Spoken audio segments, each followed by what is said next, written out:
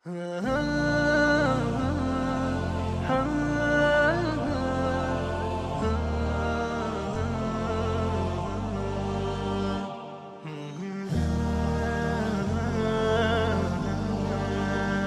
अगर आपके सामने एक किताब रखी जाए, एक बुक रखी जाए, तो आपके जहन में जो सबसे पहला सवाल आता है वो ये होता है कि इस किताब को लिखने के पीछे ऑथर की क्या वजह रही होगी, इसकी स्टोरी लाइन क्या होगी, इसके कंटेंट्स क्या होंगे। हम कितनी तवज्जो देते हैं ना, जब हम कोई बुक को, कोई किताब को ख़रीदते हैं, हमें उसके बारे में डिटेल में जानना होता है। लेकिन क्या आपने और हमने इस बात पर गौर किया कि एक ऐसी किताब है जो हर किसी के घर में पाई जाती है, हमारे शेल्फ पर ये किताब मौजूद होती है, और ये किताब कोई और किताब नहीं लेकिन कुरान मजीद है, जिसका इस्तेमाल, जिसको हम शायद सिर्फ़ और सिर्फ माह रमज़ान में पढ़ते हैं। माशाल्लाह हमारे व्यूअर्स तो बहुत अच्छे हैं और हम हर किसी की बात नहीं कर रहे हैं। मैं ये कहना चाह रही हूँ कि जब हम एक नॉर्मल नॉवेल को या किताब को इतनी अहमियत देते हैं, तो क्या इसी अहमियत के साथ हमने कुरान मजीद पर तवज्जो दी है? हम में से कितने ऐसे हैं जो नुज़ूल कुरान के बारे में ये जानते हैं कि कुरान किस तरह नाजिल हुआ, कुरान में किन थीम्स पर बात की गई, कुरान मजीद सिर्फ माह रमज़ान में ही क्यों नाजिल हुआ? हम ये कहते हैं ना कि हम हमारे परवरदिगार से बहुत मोहब्बत करते हैं, लेकिन जब बात आती है मोहब्बत को साबित करने की या उस किताब के बारे में स्टडी करने की, उसे जानने की, तो शायद इन सवालों के जवाब हमारे पास मौजूद नहीं होते हैं। लेकिन अफसोस की कोई बात नहीं, ताकि चैनल विन ले आया है आपके लिए बिल्कुल ही नया प्रोग्राम नुज़ूल कुरान मजीद, जिसमें हम ये जानने की कोशिश करेंगे कि कुरान मजीद जो हम तमाम को ज़िंदगी बेहतर तौर पर जीने का रास्ता सिखाती है, हमें एक बेहतर इंसान बनाती है, ज़िंदगी के हर मरहले में हमारे काम आती है, इस किताब में हमें क्या कुछ मिलता है और इसका नुज़ूल किस तरह हुआ। इस प्रोग्राम में, सफ़र में हमारा साथ देने के लिए मौजूद है सिस्टर तफसीर रिजवी, जो कि हमारे साथ हमारे स्टूडियो में है। आइए सबसे पहले इनका इस्तकबाल करते हैं। अस्सलाम अलैकुम। अलैकुम सलाम व रहमतुल्लाहि व बरकातुहू। सिस्टर कैसी हैं आप? अल्हम्दुलिल्लाह, दुआएं सबकी। सिस्टर, सबसे पहले तो हम जानते हैं कि माशाल्लाह जब अगर बात होती है कुरान मजीद की, तो आपकी कई सारी क्लासेस भी हैं जो तफसीर से रिलेटेड है, कुरान से रिलेटेड है, और आपकी नॉलेज कुरान के टॉपिक पर बहुत बहुत ज़्यादा अच्छी है। तो पहला सवाल जो मेरे जहन में आता है वो ये है कि जब हम बात करते हैं कुरान मजीद की और नुज़ूल कुरान मजीद की, तो ये होता है कि परवरदिगार आलम को क्यों ज़रूरत महसूस हुई कि एक ऐसी किताब नाजिल होना चाहिए, कुरान मजीद नाजिल होना चाहिए, और ये किस तरह नाजिल हुआ? औज़ु बिल्लाहि मिनश शैतानिर रजीम, बिस्मिल्लाहिर रहमानिर रहीम, व बिही नस्तईन व हुवा खैरुम व नासिरुम व मुईन। सबसे पहले माह रमज़ानुल मुबारक की तमाम व्यूअर्स को मुबारकबादी देती हूँ। ये वो महीना है जिसे इमाम सज्जाद अलैहिस्सलातु वस्सलाम ने अपनी दुआ में ईद औलिया के नाम से याद किया है। खुदा की बारगाह में दुआ भी है कि ये कुरान की बहार का महीना है, लिहाजा अल्लाह कुरान को हमें अपने सीनों में बसाने की तौफीक अता करे, इनकी आयात को समझ कर इस पर अमल पैरा होने की तौफीक हमें मिले इंशाअल्लाह। सबसे पहला आपका सवाल ये है, नुज़ूल कुरान की ज़रूरत अल्लाह को क्यों महसूस हुई? जी, अगर हमने तारीख़ अंबिया पर नज़र की है तो ये सवाल हमारे लिए बहुत आसान हो जाता है कि अल्लाह ने हर दौर के नबी को उनके दौर के एतबार से एक मोजिज़ा दिया है। जी, ठीक, हर नबी के पास उनके दौर के लोगों को जवाब देने का एक मोजिज़ा होता था, क्योंकि हर दौर में किसी न किसी का चलन होता था, किसी न किसी चीज़ की एक तरक्की होती थी, किसी न किसी चीज़ में एक महारत होती थी, और वो इल्म जो उनके पास होता था वो उस पर नाज करते थे। अल्लाह का जो नबी है, जो मैसेंजर है, उसके पास उनके इल्म से थोड़ा सा ज़्यादा अफजल, थोड़ा सा अफजल होना चाहिए ताकि उसको जवाब दिया जा सके। और जब उनसे ज़्यादा अफजल चीज़ अल्लाह के नबी के पास आएगी तब वो शायद इसको मान सकेंगे कि हाँ नहीं, अगर हमारे पास है और इनके पास इससे ज़्यादा है और बिना किसी तजुर्बे के, बिना किसी तमरीन के इनके पास ये चीज़ है, तो इसका मतलब ये है कि ये खुद आम लोगों में से नहीं है, और इनकी जो ये ताकत है ये इनकी नहीं है, कोई गैब से इनकी मदद कर रहा है। तो हर नबी के पास अपना एक मोजिज़ा رہا، یہ سب جانتے ہیں۔ ہم جب عرب میں آتے ہیں، نبی کے دور کی بات کرتے ہیں، تو نبی کے دور میں جو چیز سب سے زیادہ تھی وہ تھی فصاحت اور بلاغت۔ جی عرب والوں کو اپنی فصاحت اور بلاغت پر ناز تھا، وہ غرور کرتے تھے کہ جیسی فصاحت و بلاغت ہمارے پاس ہے لینگویج میں ویسی کسی کے پاس نہیں ہے۔ لہٰذا خدا کو بھی جواب دینا تھا کہ اگر تمہارے پاس ایسی فصاحت ہے تو میرے پاس ایک ایسا قرآن ہے جو میں اپنے نبی کو دوں گا جو تمہاری فصاحت و بلاغت کا جواب ہوگا اور جو میرے نبی کا سب سے بڑا ایک معجزہ ہوگا۔ ہر نبی کو اپنی نبوت کے ثبوت کے طور پر ایک معجزہ پیش کرنا تھا۔ نبی نے، آخری نبی نے، محمد مصطفیٰ صلی اللہ علیہ وآلہ وسلم نے معجزے کے طور پر قرآن کو پیش کیا۔ ایک وجہ ہو گئی کہ قرآن کو اللہ نے کیوں نازل کیا، کیونکہ نبی کی نبوت کا ثبوت چاہیے تھا۔ دوسری وجہ، کیونکہ یہ خاتم النبیین ہے، ان کے بعد کوئی نبی نہیں آنے والا ہے، لہٰذا یہ نبی کی نبوت کا کام جو ہے، ان کی تبلیغ کا جو سلسلہ ہے وہ قیامت تک باقی رہنے والا ہے۔ اس لیے ان کے معجزے میں وہ کوالٹی ہونی چاہیے جو قیامت تک باقی رہے۔ اور یہ معجزہ قرآن میں موجود ہے۔ اللہ نے قرآن کو اس لیے اتارا کیونکہ یہ قیامت تک باقی رہنے والی ہے۔ بقیہ جتنے انبیاء کے پاس، تیسری بات، معجزے تھے تمام کے پاس، تو وہ اسی دور کے لیے محدود تھے، کسی اور دور میں کام نہیں آئے وہ، صحیح ہے۔ لیکن نبی کا جو دور ہے وہ دور ایسا تھا کہ ختم نہیں ہونے والا، قیامت سے جا کے ملنے والا ہے۔ ہر دور کے نبی میں یہ دیکھا گیا کہ ان کی جو ترقی تھی معاشرے کی بہت سلو چل رہی تھی، معاشرہ بہت سلو چل رہا تھا، لیکن نبی کے دور کے بعد جو ہے نا معاشرے میں ترقی بہت زیادہ ہو گئی، چینج بھی بہت آیا اور بہت فاسٹ ہو گیا نا، زمانہ بہت فاسٹ ہو گیا۔ اور جب ترقی ہوئی تو پھر ان کو اب ان کی ترقی کے اعتبار سے کوئی چیز چاہیے تھی جو دین کو اور اللہ کی وحدانیت کو ثابت کرے، جو نبی کی نبوت کو ثابت کرے، اور قرآن ان کے لیے سب سے بڑا چیلنج ہے۔ قرآن ایک ایسی چیز ہے جس کو کوئی کسی دور میں نہیں کہہ سکتا کہ یہ ہمارے زمانے کے لیے نہیں ہے، اور اس میں اس زمانے کی ترقی نہیں ہے۔ اللہ نے ساری چیزیں اور ہر خشک و تر اس قرآن میں رکھ دیا اور قیامت تک کے لیے اسے معجزہ بنایا، اور یہی وجہ ہے کہ اللہ نے قرآن کو زمین پر اتارا۔ سوال آپ نے اگلا یہ کیا کہ پھر جو ضرورت تھی قرآن کو اتارنے کی تو ماہ رمضان کو ہی کیوں چنا گیا؟ جی بالکل ٹھیک تھا کہ یہ نا ماہ رمضان کو ہم قرآن کی بہار کا مہینہ کہتے ہیں، اور ساتھ ہی جس ڈیٹ پر، جیسے کہ ہم کہتے ہیں 23ویں شعبان کو قرآن مجید نازل ہوا، تو وہی دن ہماری تقدیریں بھی لکھی جاتی ہے۔ تو صرف ماہ رمضان، صرف یہ تاریخ کیوں؟ ماہ رمضان میں ہی کیوں قرآن نازل ہوا؟ اس کے جواب میں 3 نکات بیان کیے ہو علماء نے۔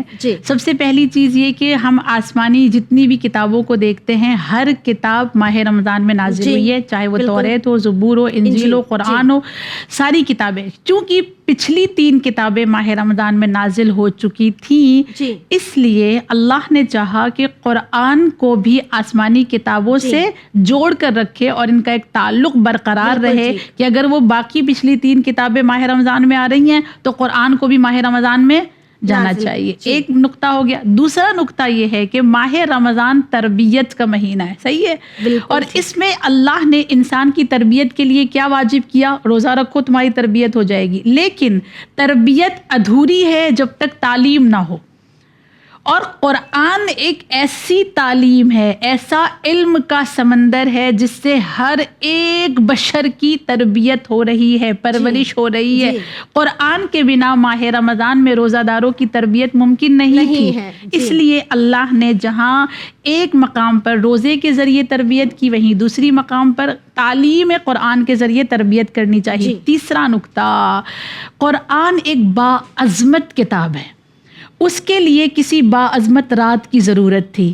ہمیں کوئی اپنی گڈ نیوز شیئر کرنی ہوتی ہے تو ہم کسی اچھی تاریخ کا انتخاب کرتے ہیں نا، یہاں تک کہ شادی کے لیے ہم ڈیٹس دیکھتے ہیں کہ کون سی تاریخ اچھی ہے، کہ کون سی رات ہمیں مل جائے، کون سا دن ہمیں مل جائے جس میں ہم اپنی خوشخبری لوگوں تک پہنچائیں۔ ایک اللہ کی آسمانی کتاب جو پوری کائنات کے لیے ہدایت قیامت تک کے لیے باقی رہنے والی تھی، اللہ کو بھی ایک ایسی رات کی ضرورت تھی، اور وہ رات شب قدر ہے جس کے لیے اللہ نے خود قرآن میں کہا لیلۃ القدر خیر من الف شہر، یہ وہ رات ہے جو 1000 مہینوں سے افضل ہے. لہٰذا اللہ نے دیکھا کہ پورے سال میں میں نے جس رات کو سب سے زیادہ افضل بنایا ہے اسی رات میں سب سے زیادہ افضل کتاب کو بھی نازل کیا جائے. یہ 3 وجوہات بیان کی گئی ہیں ماہ رمضان میں قرآن کے نازل ہونے کی. جی بہت ہی بہترین طور پر آپ نے ایکسپلین کیا. آئی ایم شیور ہمارے جو ویورز ہوں گے وہ بھی اس بات کو سمجھ چکے ہوں گے. پھر دوسرا سوال یہ اٹھتا ہے نا آپا کہ قرآن مجید نازل تو ہوا لیکن ہم جانتے ہیں کہ قرآن مجید لوح محفوظ پر تھا. تو کیا یہ مکمل طور پر لوح محفوظ پر تھا یا پھر یہ ان پارٹس تھا؟ اور اگر ان پارٹس تھا تو پھر کس طرح آیا؟ خوب، ایک خوبصورت سا سوال، اور اس کے جواب میں اگر صرف انسان لوح محفوظ سمجھ لینا کہ کیا ہے جی تو جواب خود بخود مل جائے گا. جی. سب سے پہلے ہم لوح محفوظ کو سمجھیں گے کہ لوح محفوظ یعنی کیا. لوح کہتے ہیں کسی کاغذ کو. جی لوح ہر وہ چیز ہے جو ایک پیج ہے، ایک صفحہ ہے جس پر لکھا جائے. مثال کے طور پہ اگر کسی چمڑے پر بھی لکھا جائے تو اسے بھی لوح کہا جائے گا. جیسے آج ہم بکس پیپر اسے بھی لوح کہا جائے گا. کسی پتھر پہ بھی اگر لکھیں تو ہر لکھنے والی جس پر لکھا جاتا ہے وہ لوح کہی جاتی ہے. لوح و قلم یعنی قلم اور پیپر. ٹھیک ہے. لوح محفوظ اس کتاب کا نام ہے جس کتاب میں اللہ نے ہر خشک و تر کو رکھا ہے. آدم سے لے کے خاتم تک کی، قیامت تک کی جتنی مخلوق ہیں، ہر مخلوق کا مقدر، اس کے اعمال، اس کے افعال، قیامت تک ہونے والے حادثات، ہر چیز لوح محفوظ میں. یہ مصحف فاطمہ کی طرح ہے. صحیفہ فاطمہ ایک الگ صحیفہ ہے، یعنی وہ بھی آسمان سے ہی نازل ہوا ہے لیکن وہ ایک الگ صحیفہ ہے. جی. لوح محفوظ جس میں ساری چیزیں موجود ہیں. اچھا، اب اس کو اس طرح سے سمجھتے ہیں کہ قرآن مجید میں لوح محفوظ کو کبھی کتاب مبین کہا گیا ہے، کبھی کتاب مستور کہا گیا ہے، کبھی کتاب حفیظ کہا گیا ہے. مثلا ہم دیکھیں سورہ ہود کی آیت نمبر 6 میں اللہ نے اسے کتاب مبین کہا. سورہ اسراء کی آیت نمبر 58 میں اللہ نے اسے کتاب مستور کہا. سورہ قاف کی آیت نمبر 4 میں اللہ اسے کتاب حفیظ کہتا ہے. ان تمام چیزوں کا معنی ہے لوح محفوظ. اور اللہ بار بار کہہ رہا ہے کہ ہم نے کتاب حفیظ میں سب کچھ لکھا ہوا ہے، کتاب مستور میں سب کچھ ہے، کتاب مبین میں سب کچھ ہے. اب سوال یہ پیدا ہوتا ہے کہ اگر ہم یہ سمجھ لیں کہ آدم سے لے کے خاتم تک کے تمام حادثات، تمام مخلوقات، ان کے اعمال، ان کے افعال ایک کتاب میں، وہ کتاب آپ کتنی بڑی امیجن کریں گی؟ سوچ کے بھی پرے ہو. ہاں جی. وہ کتاب عقل میں سمانے والی نہیں ہے. اس کا مطلب یہ ہے کہ یہ جو لفظ کتاب آیا ہے لوح محفوظ میں، اس کے ترجمے میں، یہ کوئی کتابی شکل میں نہیں ہے.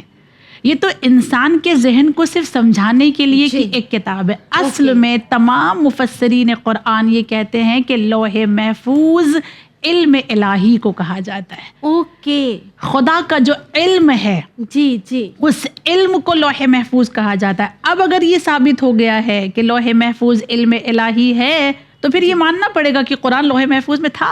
جی، اور مکمل تھا. جی، اس میں کوئی اعتراض، کوئی سوال، کوئی شک و شبہ نہیں ہو سکتا کہ لوح محفوظ میں وہ موجود تھا. ایک اس میں لوح محفوظ کے لیے روایات بھی موجود ہے. مثال کے طور پہ امام صادق علیہ الصلوۃ والسلام کی ایک حدیث ہے. مولا فرماتے ہیں کہ اللہ نے کہا ہر وہ چیز جو ہو چکی ہے، جو ہونے والی ہے اور جو قیامت تک ہوگی، وہ سب لوح محفوظ میں ہم نے محفوظ رکھا ہے. اور پھر مولا فرماتے ہیں لوح بھی نور کا ہے اور قلم بھی نور کا ہے جس سے لکھا جا رہا ہے. اور وہ سارے کے سارے انوار الہی ہے، یعنی اللہ کا علم، اللہ کا نور، اسی کو لوح محفوظ کہا گیا ہے. لہٰذا ہم اس بات کو سمجھ سکتے ہیں کہ لوح محفوظ میں پہلے سے قرآن محفوظ تھا، مکمل تھا. جی بالکل ٹھیک. یہ بات تو صاف ہو جاتی ہے کہ قرآن لوح محفوظ پر مکمل طور پر موجود تھا. اب جب بات آتی ہے قرآن کے نازل ہونے کی تو ہم اکثر یہ سنتے ہیں نا، قرآن کی کچھ آیتیں سمندر پر نازل ہوئی، کچھ پہاڑوں پر نازل ہوئی. تو جب رسول خدا صلی اللہ علیہ وآلہ وسلم پر قرآن نازل ہوا تو کیا یہ کتاب رسول خدا صلی اللہ علیہ وآلہ وسلم کے پاس مکمل طور پر موجود تھی یا آیتیں دھیرے دھیرے آئی؟ بہترین سوال ہے، اور اس جواب کو سمجھنے کے لیے تھوڑا صبر سے کام لینا پڑے گا. اس لیے کہ اس میں تھوڑی سی تشریح ہے کہ قرآن 2 طرح سے نازل ہوا ہے، اور اس میں آیات قرآن جو ہے خود دلیل ہے.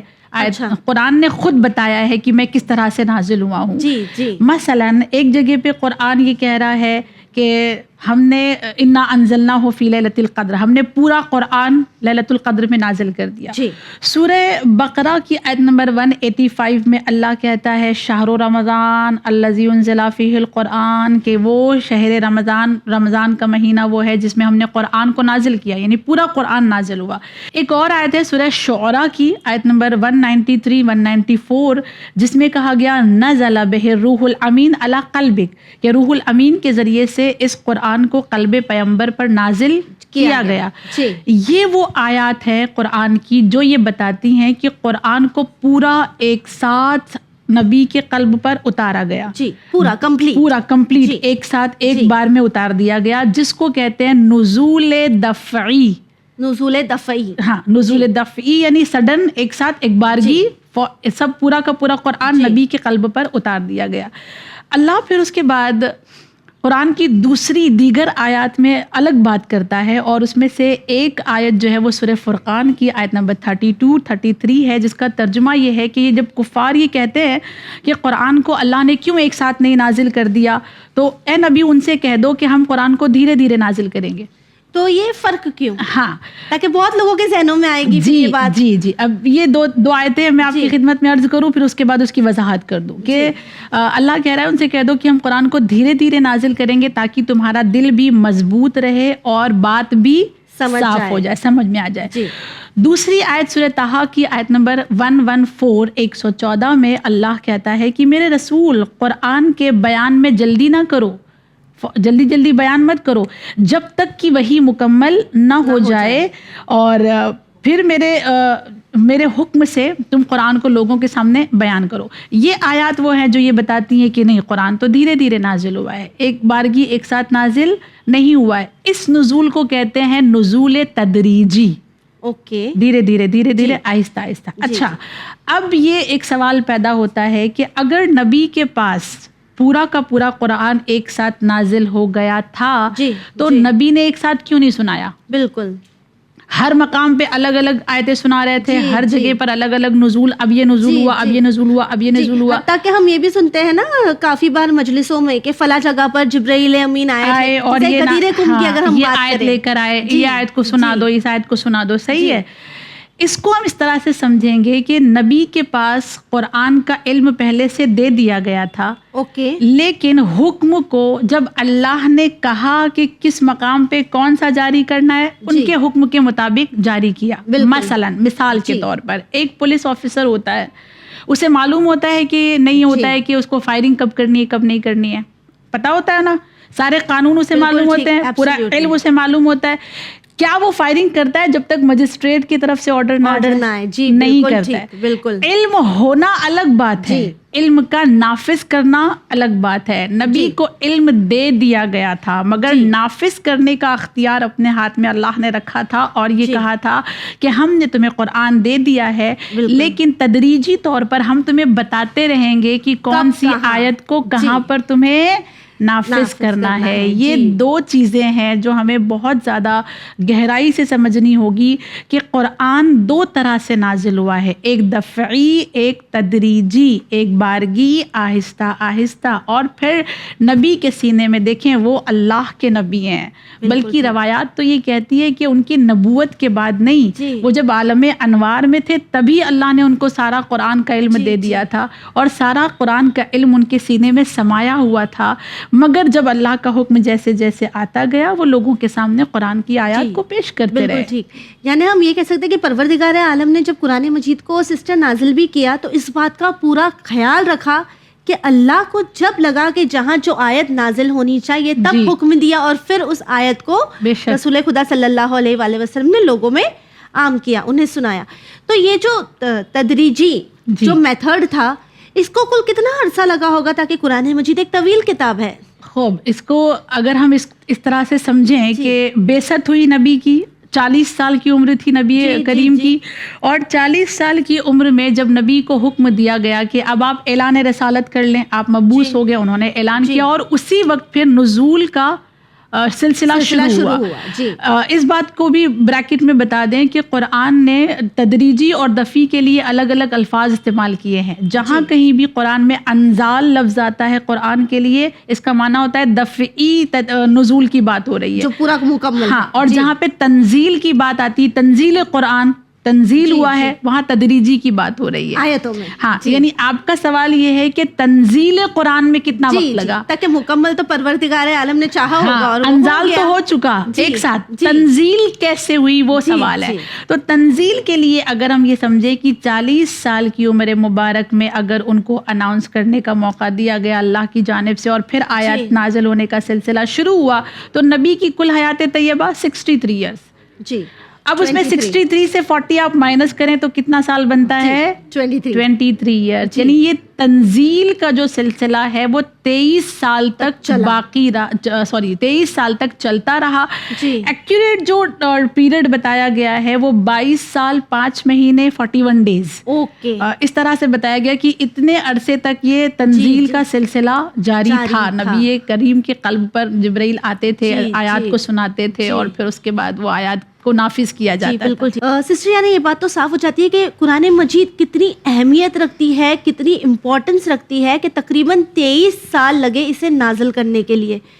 تو وہی یہ جاننا بھی ضروری ہے کہ وہ کتاب جو اتنی اہمیت رکھتی ہے اس میں کتنی برکت ہوگی ہم لوگوں کے لیے. سبحان اللہ. قرآن کی اہمیت اور اس کی برکات جو اس کے نزول کے وقت ملی ہے نا لوگوں کو، ہم اس پر نظر کرتے ہیں. پھر اس کے بعد ہمارے پاس جو برکتیں آئی ہیں اس کا تو کوئی ہم بیان ہی نہیں کر سکتے، حساب ہی نہیں ہے. کتنی روایات ہے، کتنی آیات ہے، کتنی داستانیں ہیں قرآن کے مطابق. وہ اگر ہم بات کرنے لگیں تو شاید عرصہ لگ جائے گا اور بات ختم نہیں ہوگی. نزول کے وقت جو لوگوں کو برکات ملی اس میں سے سب سے پہلی یہ تھی کہ حضرت عیسیٰ کے آسمان پر چلے جانے کے بعد زمین والوں کا آسمان والوں سے کنیکشن ختم ہو گیا تھا. کوئی وحی نہیں آتی تھی. 500 سال ہو گئے آسمان سے کوئی وحی نہیں آئی، لہٰذا کنیکشن بالکل ختم ہو گیا تھا. لیکن جب پہلی بار قرآن کی آیتیں نازل ہوئیں تو پھر ایک بار زمین والوں کا کنیکشن آسمان والوں سے ہوا اور پھر انہیں وحی کے ذریعے سے اللہ کا پیغام ملا. یعنی پہلی برکت یہ کہ اللہ سے کنیکشن پھر بنا قرآن کے ذریعے. دوسری جو برکت انہیں ملی وہ یہ کہ قرآن کے ذریعے پہلی بار اللہ نے جب کہا یا ایھا الناس، دیکھیں قرآن میں 2 طرح سے اللہ نے انسانوں کو مخاطب کیا ہے. کبھی کہتا ہے یا ایھا الذین آمنوا، یعنی صرف مومنین سے بات کرتا ہے. اور قرآن میں کبھی کہتا ہے یا ایھا الناس، اے انسانوں. جب اللہ نے عام طریقے سے بات کی یا ایھا الناس تو سارے انسان مخاطب ہوئے. اللہ کوئی بلاتا ہے، کوئی رب ہے. یعنی اس کی یہ برکت ہوئی کہ نہ چاہتے ہوئے بھی ہر بشر اس کی جانب مخاطب ہوا، اس کی طرف وہ دیکھنے پہ مجبور ہوا کہ ہاں کوئی ہمیں ایسا ہے جو بلا رہا ہے. تیسری برکت جو ہوئی ان کو حاصل ہوئی ان لوگوں کو وہ یہ کہ قرآن نے انسانی زندگی پر بات کی ہے. ہاں، انسان کے ہر شعبے کی بات کی ہے. آپ طلاق کا مسئلہ لے لیں، نکاح کا مسئلہ لے لیں، وضو کا مسئلہ لے لیں، نماز کا مسئلہ لیں، خمس کا مسئلہ لے لیں. ہر ایک شعبہ موجود ہے قرآن مجید میں. تو ان کو ایک لگاؤ ہوا کہ اللہ یہ تو میری بات ہو رہی ہے. کسی کتاب میں اگر ہمارے مطابق بات ہو تو ہم کتنی دلچسپی کے ساتھ پڑھتے ہیں. ہر انسان اٹریکٹ ہو رہا تھا قرآن سے کہ اس میں تو ہمارے مسئلے بیان ہوئے ہیں، ہمارے سوالوں کا جواب ہے. اور پھر چوتھی برکت یہ ان کے پاس آئی کہ قرآن ایک تنہا ان کے لیے حامی اور مددگار تھا جس میں ہر مسئلے کا حل اللہ نے بتا دیا تھا. کوئی ایسا نہیں تھا جو یہ کہے کہ ہمارے مسئلے کا حل قرآن میں نہیں ہے. اور آج بھی قرآن کی یہ برکتیں جاری و ساری ہیں. ہر انسان جب اپنے آپ کو ہارتا ہوا دیکھتا ہے تو پھر وہ قرآن کا سہارا لیتا ہے اور قرآن ہمیں بڑھ کر سہارا دیتا ہے. بالکل ٹھیک. آپ نے بہت ہی بہترین طور پر ہمیں بتایا کہ کس طرح اس وقت کے لوگوں کے لیے قرآن کے ذریعے اتنی ساری برکات تھی جو سامنے آئی. تو وہیں اگر کرنٹ ٹائمز کی ہم بات کریں، آج کی جو لائف ہے وہ بہت ہی زیادہ فاسٹ فارورڈ ہے، ہمارے پاس وقت نہیں ہوتا. اگر ماہ رمضان میں بھی ہم دیکھیں تو ہم ابھی جس طرح آپ نے ایپیسوڈ میں بتایا کہ 23 سال لگے پروردگار عالم کو قرآن مجید کو نازل کرنے کے لیے، لیکن ہم کو ایک دن میں ایک پارہ پڑھنے کی بہت زیادہ جلدی ہوتی ہے، بہت گھائی ہوتی ہے. ٹارگیٹ ہے ہمارا 30 دن میں 30 پارے پڑھنے، لیکن ہم سیکھتے کیا ہے اس سے؟ اس بات پر تو ہم نظر نہیں ڈالتے. دیکھیے اس پر صرف ایک بات کہنا چاہیں گے اپنے ناظرین سے کہ اللہ نے قرآن میں بار بار یہ کہا ہے وَرَتِّلِ الْقُرْآنَ تَرْتِیلًا، کہ تم قرآن کو ٹھہر ٹھہر کے ترتیل کے ساتھ پڑھو. جی ٹرانسلیشن کے ساتھ اب یہ ترتیل کا کیا معنی ہے؟ اللہ کیا کہہ رہا ہے ترتیل کے ساتھ پڑھنا یعنی کیا؟ پہلا اس کا جو معنی بتایا گیا ہے ترتیل کے، اللہ چاہ رہا ہے کہ رک رک کر ٹھہر ٹھہر کے آرام سے پڑھیں. ہاں امیر المؤمنین نے جو اس کے بارے میں بات کہی وہ بہت خوبصورت. مولا فرماتے ہیں کہ قرآن کو ترتیل سے پڑھنے کا معنی یہ ہے کہ قرآن کو ایسے پڑھو کہ سننے والے کے دل میں قرآن سما جائے. جی اور تمہارا قرآن سے ایک رشتہ بن جائے، اٹیچمنٹ ہو جائے. تم قرآن کو سمجھ کر اس پر عمل کرنے والے بن جاؤ. اور پھر مولا نے کہا خبردار کسی سورہ کو ختم کرنے پر اپنی توجہ نہ رکھنا. توجہ اس بات پر رکھنا کہ تم نے قرآن کی کتنی آیتوں کو سمجھا ہے، اس کی تفسیر کو کتنا جانا ہے، اور اس سے تم نے کیا درس حاصل کیا ہے. یہ قرآن مجید کا پیغام ہے. قرآن خود یہ چاہتا ہے، اللہ خود یہ چاہتا ہے کہ ترتیل کے ساتھ پڑھیں ہم اور آپ نا. تو یہ ہماری ذمہ داری ہے کہ ہم ماہ رمضان المبارک میں قرآن کو ختم کرنے کا ٹارگٹ نہ رکھیں. ایک سورہ سمجھیں، ایک سورہ پڑھیں، پورے رمضان میں ایک سورہ پڑھیں، مگر وہ ایک سورہ بھی معنی کے ساتھ، مفہوم کے ساتھ، تفسیر کے ساتھ، اس کی احادیث کے ساتھ، کہ آیتوں کو ہم اپنے دلوں میں اترنے دیں. ہاں اور پھر اس سورے کی کسی ایک حکم پر عمل کرنے والے بن جائیں. یہی کامیاب زندگی ہے، یہی قرآن کا پیغام ہے. جی بالکل ٹھیک کہا آپ نے.